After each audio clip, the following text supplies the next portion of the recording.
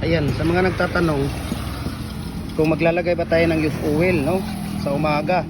So maglalagay tayo mga idol, no, ng used oil tuwing umaga po siya, no, tuwing umaga. Ayan, no, nilalagyan ng used oil yan ng ating molder, yung ating pins concrete post molder natin, no, bago natin na buhusan. Okay, pagdating naman sa hapon, lilinisan natin yung molder natin, hugasan ng tubig. Pagdating naman sa umaga, lalagyan ng used oil. Ayan, no, used oil, oh.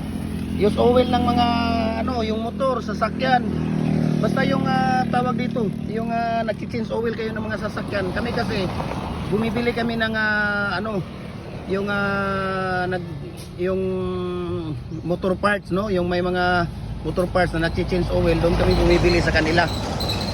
Okay, doon kami bumibili sa kanila ng mga used oil. Ayan. Tapos pinapahira namin yan, araw-araw yan, tuwing umaga yan. Pagdating sa hapon, lilinisan mo yung molder, no? Kaya follow na po kayo sa ating Facebook page, Jim Hardware and Kukulamber and Concrete Products.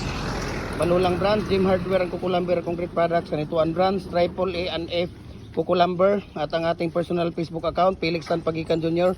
At saka sa ating Instagram account, Felix_Pagikan 2000. At saka yung ating YouTube channel, no, Jim Hardware and Kukulamber and Concrete Products. Follow po kayo para updated kayo sa ating mga bagong video, no? Para po sa inyo ito. Yan, sa mga nagtatanong, no, sa inyo po ito, no, ginagawa ko. Ayan, nagawa ko yan, used oil. Tuwing umaga yan, no. Papahiran nyo ng used oil tuwing umaga. Pagkatapos, sa hapon, pagkatapos nyo gamitin, huhugasan nyo naman siya, no. Tuwing umaga lang po kayo nag-use oil. Yun, no? Para yung ating tawag dito malinis. Ayan, o, kininan nyo yung ano natin, concrete post natin, napakakinis. Ayan, o. At saka dragon fruit post natin, napakakinis po. Ayan, tingnan natin dito sa kabila. Ayan, tingnan natin dito, ha. Ayun, o, napakakinis po siya.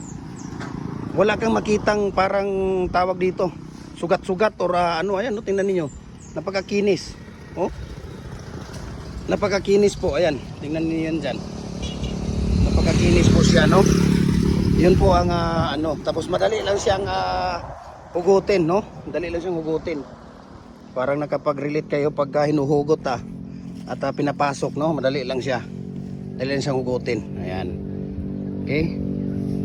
Napakakinis po talaga. Tingnan niyo, ito, oh. Di ba?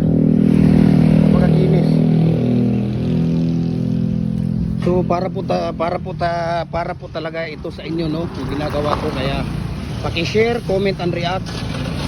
At maglalagay kayo, mag-comment kayo kung saang lugar kayo para alam natin kung saan nakakarating itong video na to. Maraming salamat. God bless po sa ating lahat. Ayan, no. Kuya Jupri, mag-hi ka daw sa ano natin. Ayan, no. Hi, Pan, sabihin mo. Ayan.